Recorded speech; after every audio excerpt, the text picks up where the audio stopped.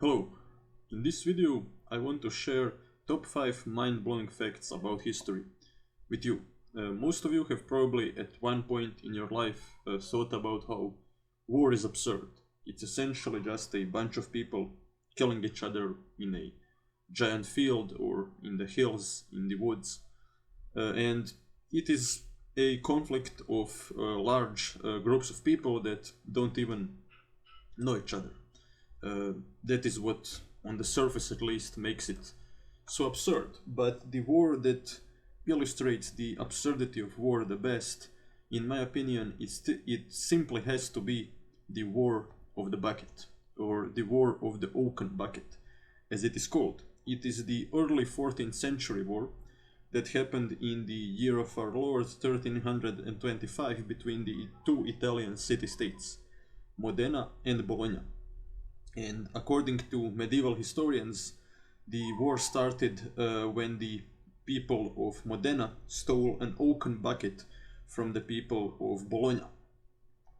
And after the hooligans from Modena stole the bucket, the 32,000 man army from the city of Bologna decided to go to war in order to return the oaken bucket.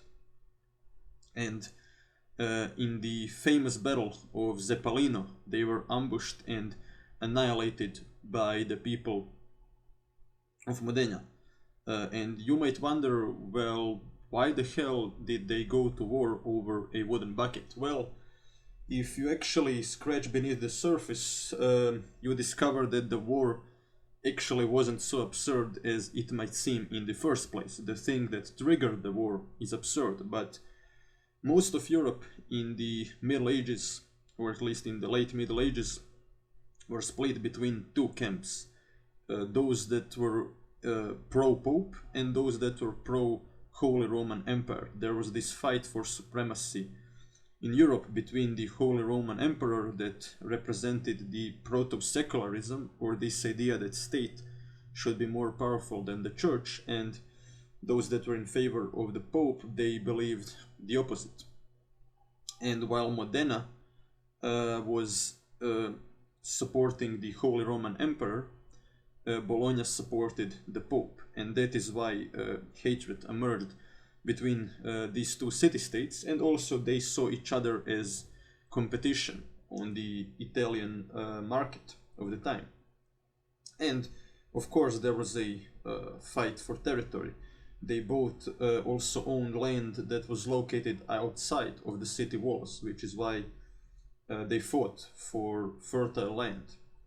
And of course, when you look the conflict through the prism of religion and territory, it's no longer so absurd. But the thing that triggered the war, I believe we have to agree, is absurd. It was an oaken bucket, and the 32,000 men actually decided to march on the city of Modena because of a bucket. Now, some historians claim that entire story is actually a myth created by medieval historians and that it is purely a legend. And historians that belong to that school of thought, they actually claim that only after the war was over that the people of Modena actually did steal a wooden bucket from the people of Bologna. And we might never actually find out the truth. The other school of thought actually claims that there were two wooden buckets, that war started because the oaken bucket was stolen, and that then to add upon the humiliation that the people of Bologna felt, some historians claim that the people of Modena decided to steal another bucket. So they actually now had two buckets that belonged to their enemies. But all in all, the wooden bucket is still held in Modena today. They still refuse to return the bucket, and it is something that people from all around the world want to see. I believe it is still held in the main cathedral of Modena, the famous oaken bucket. And now, unfortunately, it remains a mystery whether or not there were two buckets or just one bucket, or some historians will even tell you maybe there were no buckets at all and it was a simple war for territory and economic supremacy. But to me, the idea that war started over a bucket, especially in medieval times, it's actually not so crazy. I definitely could believe that the war started over a bucket. After all, in the 20th century there was a war that started over a football game or a game of soccer. But all in all, yeah, War of the Bucket is one of those absurd events that truly illustrates that if you thought that war is dumb, you were probably right. Here you can see the famous bucket, although I believe this is a replica of the original bucket that some claim maybe didn't even exist. But okay, now let us for a moment think about history. Most of history is actually prehistory. Even if we just look at Homo sapiens, we are roughly talking about 200,000 years of mystery. And why do I say mystery? Well, we do know some things about Homo sapiens. We do know that Homo sapiens used fire. We also know that Homo sapiens emerged in Africa. We also know that huge mammals were exterminated by Homo sapiens in a period between 70 and 30,000 years before Christ. But Yuval Noah Harari, in his book Short History of Mankind, actually observes that there is so much that we don't know about humans in that period. And the reason for that is very simple. We didn't use letters, we didn't use writing back then. So it remains a mystery, for example, whether or not for most of their existence humans were actually monogamous or polyamorous. People that are in favor of polyamory will often tell you, well, actually back in the day everybody just fucked everybody and people didn't even know what child belonged to what person. It was all some kind of crazy primitive communism where the entire tribe raised children together, while others will tell you, well, no, the natural state actually is monogamy and most people used to be monogamous. Now, Yuval Noah Harari actually argues that there are archaeological data that indicates that both things were true. Some people were monogamous, some people weren't. So, but what's the percentage? What was the norm? We really have no idea. In the same way, if you just think about all these crazy animistic and totemic religions of the time, well, for most of them we don't know what they were, nor do we know actually for a fact that maybe some bizarre forms of monotheism didn't emerge, let's say 20,000 years ago in China, but then they disappeared 7,000 years ago. There's no way of knowing it. And nor do we know how often war happened in the prehistorical period between humans. Some argue that animals at the time were a bigger problem and that humans rarely fought each other, but others argue that war was just as present as in the 20th century, and in some places in the world, in the Middle East, we found archaeological data that indicates that humans did fight in that prehistorical period just as often as in the 20th century. But that still tells us nothing about the Chinese prehistory, or I should say prehistory on the territory of what became China, nor how prehistory looked on the American continents. We simply have no idea. And I just wanted to emphasize that fact because we often don't really appreciate how much we don't know about prehistory. And by prehistory we are actually talking about the largest part of history. All of this stuff that happened in last 10,000 years after we started to grow plants and eat them, well, all of it, it's like a second compared to a month. It's really a very short period of time. Okay, but now I want to tell you a interesting fact about the Warring States period in China. It is the period that is often compared with European feudalism. It is the closest thing that the Chinese people had to feudalism, other than the period between two wars when China was colonized. But yeah, this period lasted from, roughly speaking, 500 years before Christ up until 200 years before Christ, the Warring States period. And in that period, there was a famous Chinese mercenary warlord, and his name is Sun Tzu. And he was a very cunning person, and I actually read the book Art of War, and he does genuinely seem like a very smart and a cunning person. One might even say a wise person. But he was a ruthless warlord and a ruthless warrior that simply waged war for those that paid him. He wasn't loyal to a particular ideology or a state or a higher cause. He simply waged war for money and hoped to actually extract as much profit as he could from the feudal states that existed at the time and waged war on each other. And what is interesting is that Buddha, the founder of Buddhism, actually did know about Sun Tzu, because they, roughly speaking, lived at the same time, and Buddha allegedly criticized Sun Tzu, and he called him a man with no morals that simply fights for money. And it is perhaps not that weird that Buddha would condemn a man such as Sun Tzu, but what to me was pretty mind-blowing is the fact that Buddha even knew about Sun Tzu and that he even had an opinion about Sun Tzu. And I read that information in the new version of the Art of War that also has historical comments about the time periods, and that also expands and tells you many other interesting things about the Chinese history. So yeah, Buddha actually disliked Sun Tzu.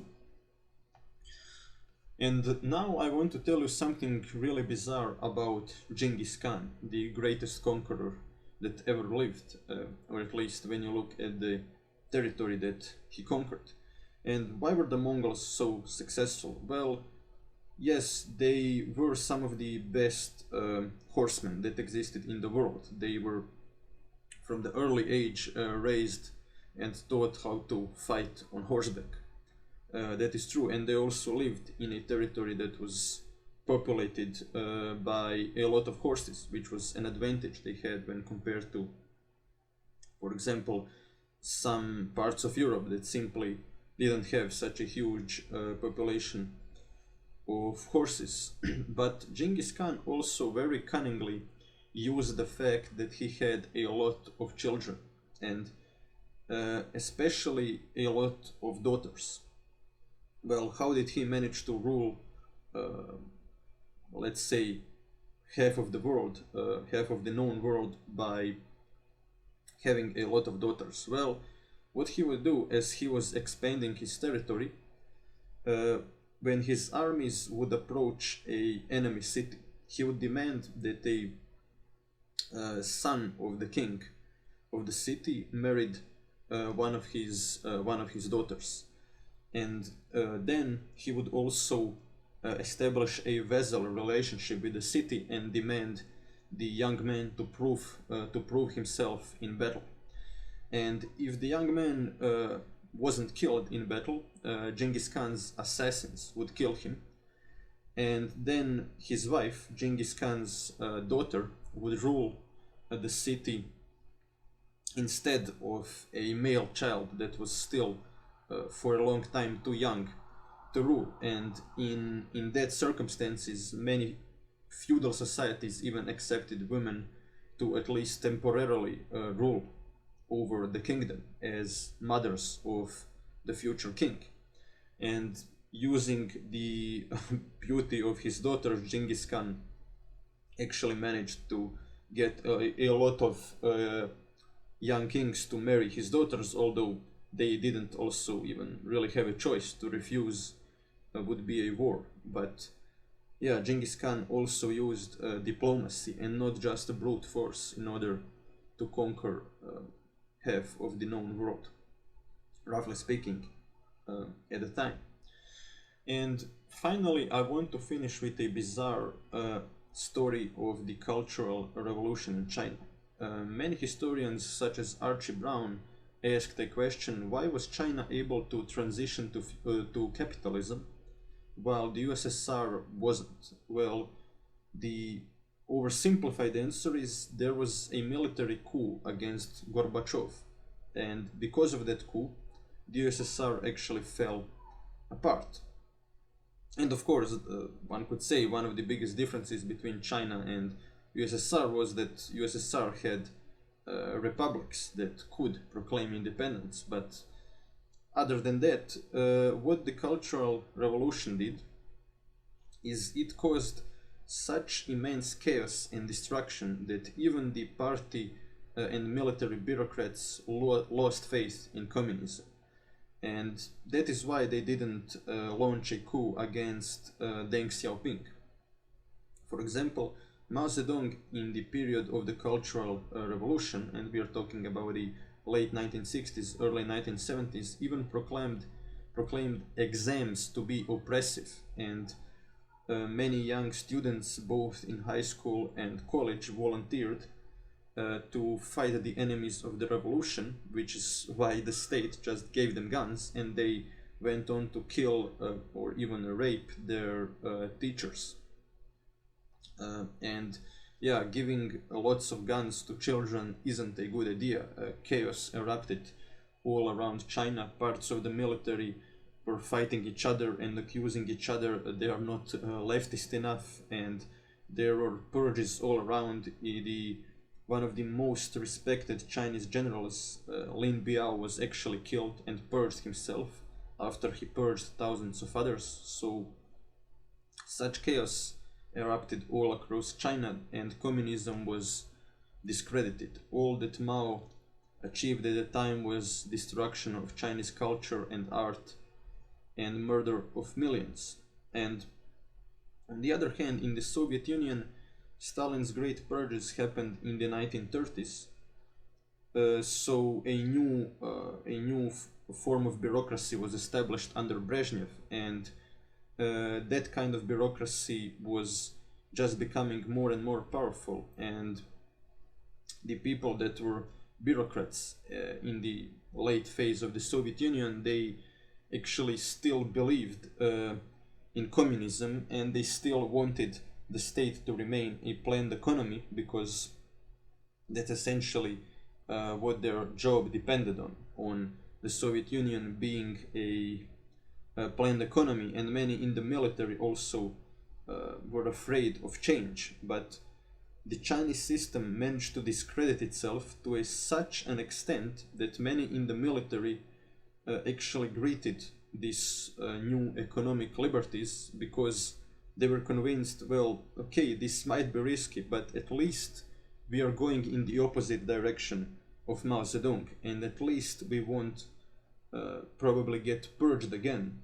This guy doesn't sound like Mao. This guy is actually critical of Maoism, and that's why we like him, was what many in the Chinese military at the time thought about Deng Xiaoping, and that's why no military coup was launched against him. And in one of those great ironies of history, Mao's craziness and destructiveness actually enabled the Chinese people to transition to capitalism in a peaceful manner, unlike the Soviets that experienced decay and transition to Yeltsin's form of capitalism that was very chaotic and actually caused many wars all across the Soviet Union, from Armenia and Azerbaijan to Chechnya, while China, on the other hand, stayed strong and united.